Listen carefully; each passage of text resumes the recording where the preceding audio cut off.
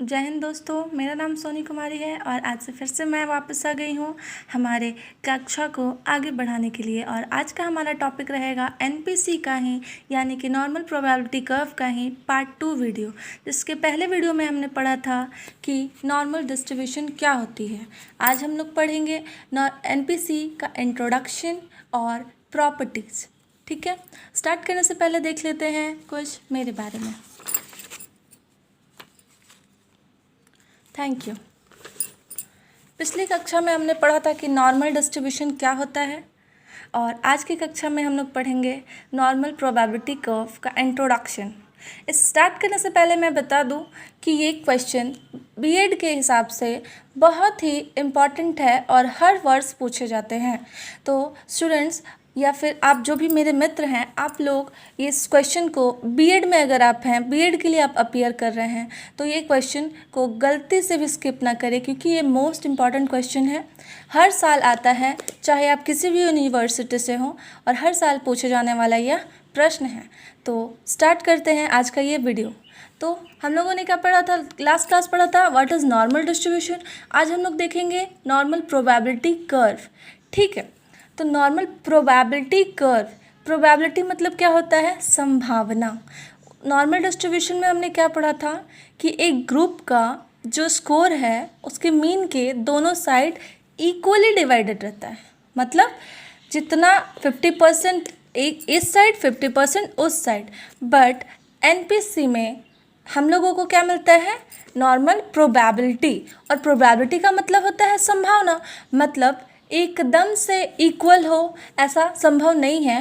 Practical life में भी अगर हम लोग एग्जाम्पल लेते हैं तो आपके कक्षा में 3 तरह के स्टूडेंट्स ज़रूर होंगे। एक जो ब्रिलियंट होते हैं, एक एवरेज और एक पुअर। तो क्या कभी भी ऐसा होता है कि 5 ही ब्राइट स्टूडेंट हो जाते हैं और 5 ही बच्चे फेल होते हैं? ऐसा तो नहीं होता है। तो उससे हम लोग प्रैक्टिकल लाइफ में अगर जब एनपीसी को एप्लीकेट करेंगे तो हम लोगों को क्या मिलेगा कि एकदम इक्वल एग्जाम एकदम एग्जैक्ट पॉसिबल नहीं है। तो उसके लिए क्या है, नॉर्मल प्रोबेबिलिटी कर्व। तो इसको हम लोग पढ़ लेते हैं कि क्या लिखा हुआ है। Normal probability curve is such a theoretical, ideal and mathematical curve. ठीक है, यहाँ तक तो आपको समझ में आ गई होगी कि ये एक थ्योरेटिकल, आइडियल तथा मैथमेटिकल कर्व है जिसके स्कोर्स क्या हैं, डिस्ट्रीब्यूटेड हैं मीन के दोनों साइड पर। यहाँ पे और नॉर्मल डिस्ट्रीब्यूशन में बस एक ही डिफरेंस है कि वो एकदम एग्जैक्ट इक्वली डिवाइडेड होंगे और इसमें एकदम एग्जैक्ट डिवीज़न पॉसिबल नहीं है। ठीक है, तो सबसे पहले हम लोग ये डायग्राम देख लेते हैं। ये है एनपीसी का डायग्राम। ठीक है, देखेंगे इसमें क्या दिया हुआ है। मीन कहाँ आ गया, हम लोग का मीन तो सबसे पहले सेंटर में है। ये है मीन हमारा। ठीक है, और इसके दोनों साइड इक्वली डिवाइडेड होंगे स्कोर्स। बट यहाँ पे नॉर्मल डिस्ट्रीब्यूशन में ऐसे हो सकता था कि यहाँ 50 यहाँ 50, पर इसमें क्या हो सकता है, यहाँ 40 और यहाँ 60। ये तो पॉसिबल है क्योंकि एग्जैक्ट इक्वली डिवाइडेड इसमें नहीं होता है। तो ये है नॉर्मल प्रोबेबिलिटी कर्व का introduction. Moving to the next point. आज जब हम लोग नेक्स्ट पॉइंट पे पहुंचते हैं तो हम लोग को आज क्या पढ़ना है, प्रॉपर्टीज़ या फिर कैरेक्टरिस्टिक ऑफ एनपीसी। तो पहले हम लोग इस डायग्राम से इन सारे प्रॉपर्टीज़ को समझेंगे। तो पहला पॉइंट क्या दिया है, NPC is a symmetrical at the centre and the extremes. ठीक है, तो देखते हैं कि ये प्रूफ हो पाता है कि नहीं इस डायग्राम पे। तो एनपीसी सिमेट्रिकल है सेंटर पे। तो क्या है, अगर हम लोग सेंटर से इसको इक्वली डिवाइड करेंगे तो दोनों साइड इक्वल हाफ्स देगा। जी हाँ देगा। आप लोग आराम से देख सकते हैं कि अगर हम लोग यहाँ से काटते हैं तो दोनों साइड देगा। जितना स्पेस इधर है उतना स्पेस इधर आएगा। ठीक है, फिर एक्सट्रीम से देखते हैं। जो एक्सट्रीम है इधर से देखें तो भी इक्वल डिवाइडेड होगा। तो पहला पॉइंट क्या हो गया, प्रूफ्ड हो गया। फिर नेक्स्ट पॉइंट क्या है, नेक्स्ट प्रॉपर्टी क्या है, it is a bell shaped. तो आप ये आराम से देख सकते हैं कि एनपीसी बेल शेप्ड में है ना, बेल शेप्ड में है। ठीक है, फिर नेक्स्ट पॉइंट में देखते हैं, the line of NPC do not touch x axis on the both ends. तो ये बात सच है कि नहीं, हम लोग फिर से जाएंगे डायग्राम के पास तो देखते हैं line of NPC, this is a line of NPC. और क्या ये एक्स एक्सिस को टच करती है? बिल्कुल नहीं करती है, ठीक है, ना ही ये टच करती है। और इसी पॉइंट में एक और पॉइंट जुड़ेगा, nor they are parallel to X axis, ठीक है, ना ही ये एक्स एक्सिस को टच की और ना ही ये पैरेलल है। पैरेलल आप समझ रहे हैं, ऐसे होता है, और ये क्या होगा, ऐसे ही ये बढ़ता जाएगा, बट ना ही ये पैरेलल होगा और ना ही ये एक्स एक्सिस को टच करेगा। फिर नेक्स्ट पॉइंट पे देखते हैं, the middle part of NPC contain maximum number of frequency, ठीक है। तो फिर से डायग्राम के पास जाते हैं। तो ये तो जाहिर है कि जो मिडिल पार्ट है यानी जो सेंटर है, यहाँ पे सबसे ज़्यादा फ्रीक्वेंसी का संभावना होगा, ठीक है। मान लेते हैं यहाँ 60 है और यहाँ 20, तो इस केस में भी सबसे ज़्यादा कहाँ है, मिडिल पार्ट में है फ्रीक्वेंसी सबसे ज़्यादा। फिर नेक्स्ट पॉइंट में देखते हैं, the value of central tendency that is mean, median, mode are equal in NPC and are situated at the central point। Central tendency क्या है, आप सब वाकिफ़ हैं उस बात से। मीन मीडियन मोड को ही हम लोग सेंट्रल टेंडेंसी कहते हैं, ठीक है।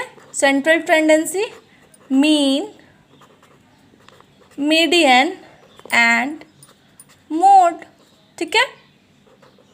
Mean median mode central tendency है, इसका वैल्यू एनपीसी में क्या होगा, इक्वल होगा। जितना मीन आएगा उतना मीडियन आएगा और उतना ही मोड आएगा, ठीक है। और ये कहाँ लोकेटेड रहेगा, यहाँ सेंटर पे, ठीक है। फिर क्या देखेंगे, नेक्स्ट पॉइंट हम लोग क्या देख रहे हैं, NPC is neither very flat nor very pointed. तो क्या इस डायग्राम में हम लोग देखते हैं, तो क्या ये फ्लैट है, नहीं। और क्या ये पॉइंटेड है, बिल्कुल नहीं। तो ये पॉइंट सही हो गया, ठीक है। अब last point, second last point पे हम लोग जाते हैं। इसमें क्या दिया है, the area between NPC and base line means x axis is called area of NPC. समझ में आया, द एरिया ऑफ एनपीसी का एरिया और बेस लाइन का जो भी एरिया है उसको हम लोग क्या कहेंगे, एनपीसी, एरिया ऑफ एनपीसी कहेंगे। और एरिया ऑफ एनपीसी कितना होता है, 99.7%, ठीक है। मीन के इस साइड देंगे तो नेगेटिव पॉइंट्स आ जाएंगे, मीन के इस साइड लेंगे तो क्या होगा, पॉजिटिव आ जाएंगे। Moving to the next point, अब हम लोग एकदम लास्ट पॉइंट्स में पहुंच गए हैं, जिसमें है in NPC the value of quartile deviation is almost 2/3 of the value of standard deviation. अभी यहाँ पे दो नया टर्म आया है, क्वार्टाइल डेविएशन और स्टैंडर्ड डेविएशन। इसके बारे में अभी आप लोग कुछ जानने की ज़रूरत नहीं है, आप बस मान लीजिए कि एनपीसी में क्वार्टाइल डेविएशन जो वैल्यू होता है किसका 2/3 होता है, स्टैंडर्ड डेविएशन का, जिसका ये दो वैल्यू है। और आप इसको याद कर लें, जिसमें क्वार्टाइल डेविएशन का क्या है, 0.674 सिग्मा। स्टैंडर्ड डेविएशन को हम लोग सिग्मा से डिनोट करते हैं और क्वार्टाइल डेविएशन को क्यू से, ठीक है। ये दो पॉइंट्स याद रखिएगा और ये दोनों वैल्यू को हम लोग को याद करना है। और क्वार्टाइल डेविएशन का जो 2/3 सिग्मा होगा, स्टैंडर्ड डेविएशन होगा तो क्या होगा 0.6745, और स्टैंडर्ड डेविएशन को देखेंगे यानी सिग्मा का वैल्यू क्या होगा 1.482। तो आज का क्लास यहीं समाप्त होता है। आशा है कि आपको सब कुछ समझ आया होगा। अगर कोई डाउट है तो मुझे कमेंट बॉक्स में ज़रूर कहें। Thank you. अगर वीडियो अच्छा लगा हो तो please like, share and subscribe to Vijay classes. Thank you.